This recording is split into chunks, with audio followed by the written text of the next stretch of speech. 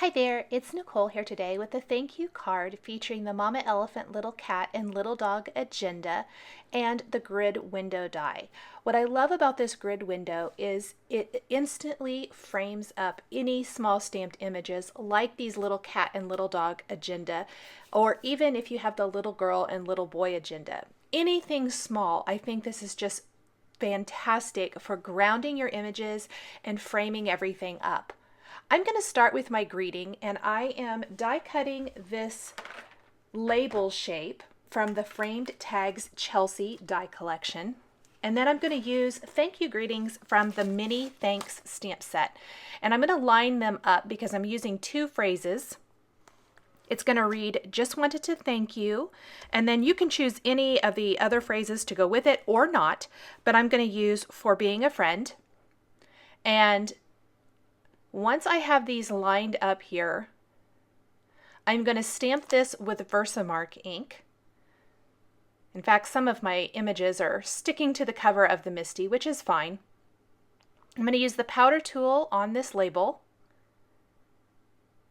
to help keep the embossing powder sticking only to the stamped part of the image and not anywhere else. And I'm going to press this down. Now, because this is so small, the magnet, I think, is really hindering this, so I'm carefully moving it and going to stamp that, and that is going to work great. Now, I am using the new Altenew white embossing powder. New to me. I don't think it's probably new, but it is new to me, and I am really loving it. Very crisp white, fantastic results. I always, when I'm stamping white on a dark cardstock, I want that embossing powder to be bright white.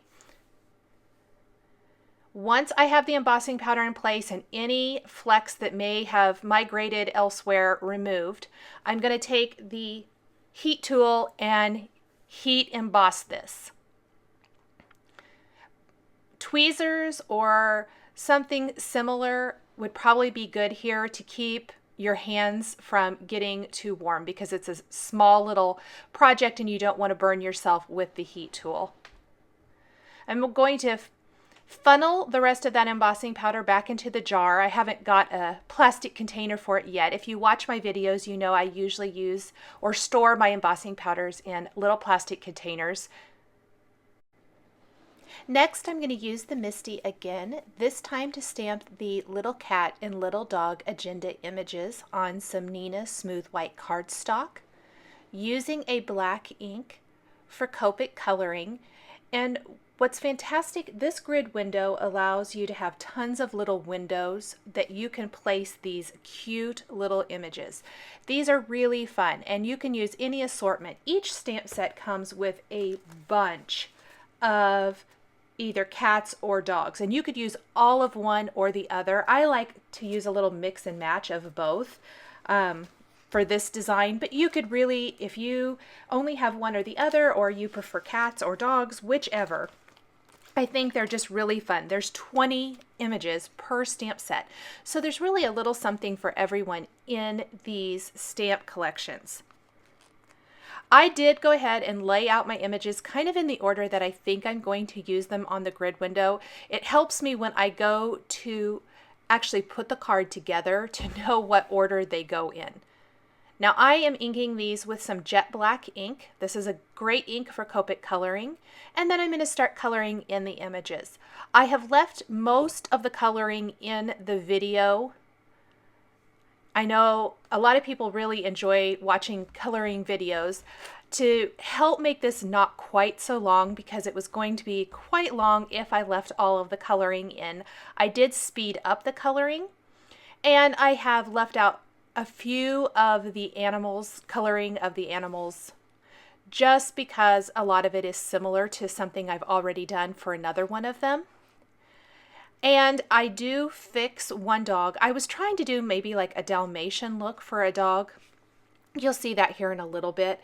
And I just did not like it. I left it for quite a while and it wasn't working for me. And instead of restamping the image, it's actually the little dog holding the paintbrush. Instead of restamping it and recoloring the whole thing, what I ended up doing was going back over it with my warm gray markers and just kind of giving him a solid color, and it fixed it just fine. So this is will be another example of fixing things that maybe aren't working out exactly the way you thought they would. I've mentioned it before, but I'm a big fan of trying to cover up or fix a mistake rather than starting from scratch again. And this is going to be one of those things.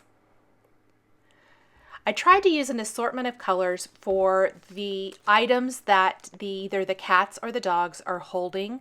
That's going to add instant interest to the design, and also some nice pops of color. These are really small images, so for the most part, not a ton of shading is really needed because they're so small. I think it's really hard to get a lot of that done. Other than the animals themselves, where I attempted to get some shading, most of the rest of the areas only are using 2 shades per color family. I think it's so fun to watch the little animals come to life as you add color to them. I'll use some of the same color combinations. So I've already kind of used this same color combination on the dog down there in the bottom right. I'm just going to add one darker shade here to make him a little bit darker. That'll make him look a little bit different. All of the colors of Copic markers I'm using are shown across the bottom of the screen for easy reference. I think it's so cute. There is actually a cat in the cat set and then this dog in the dog set that are holding these scissors and cutting out a shape, which I think is really fun. And it's one of the reasons these sets work so well together. Like there's a cat holding the balloon next to the dog holding the balloon here. A cat holding a pencil, the little dog holding a paintbrush. A lot of times there's going to be images that work together, and it just makes it really easy to mix and match both of these stamp sets. I love the little coffee cup. I think that would be fun to maybe do a gift card holder card with that little coffee cup image. Really super cute. So I have cut the grid window from some smooth white cardstock, and I'm going to go ahead and just kind of lay everything out, see if everything is going to work the way I think it's going to. I want the pencil and the paintbrush guys to be kind of holding up or framing up the greeting, and that looks great. Now I thought I needed a little color for the background, so I have a scrap piece of Bristol smooth cardstock here that I'm inking up with Peacock Feathers and Twisted Citron Distress Oxide inks to get a nice blend. What ends up happening is it's almost like it's 3 different colors, even though I'm using 2. Where those 2 colors meet and are blended, it gives a little bit different color. I'm going to spritz this with water from a distress sprayer, blot it dry with a paper towel, and that's going to give me a nice distressed background. So here's kind of what it's going to look like. Going to double check that I still think I like this, and I think the color really helps make the animals pop and adds some nice subtle interest to the design. I've got some foam squares here that I'm going to use to frame up the back of this grid window. These are thin, so they're going to be a really low profile foam adhesive, which is what I was going for. If you don't want to add all these little foam adhesive squares, you could also die cut this grid window maybe 3-4 times from cardstock and stack them one on top of another. And that's going to give you a nice kind of low but dimensional profile.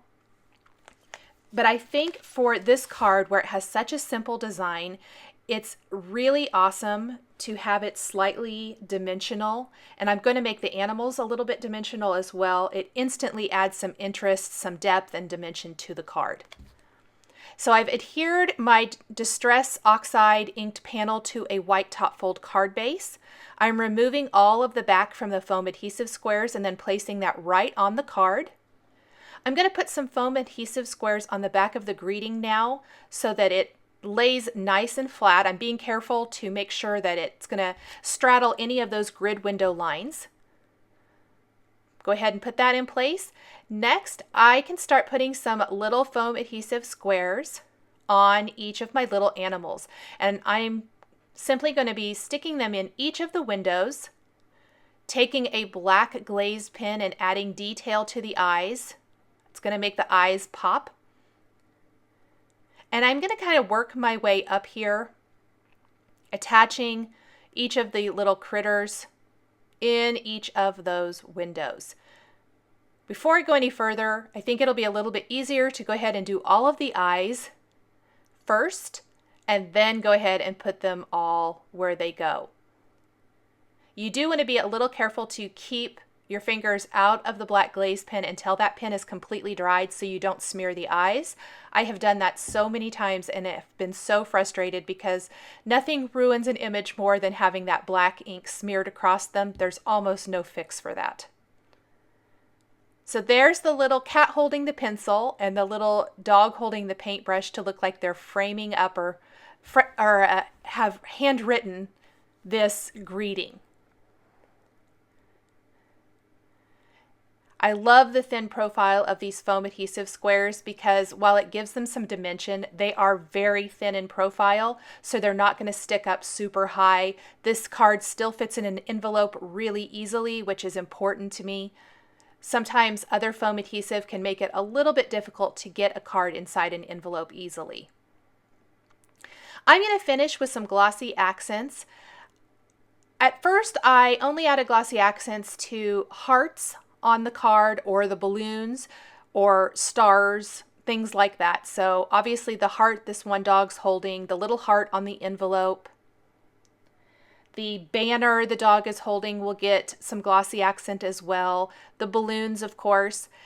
And once I got this finished, I thought it might be fun to add glossy accents to the thank you part of the greeting.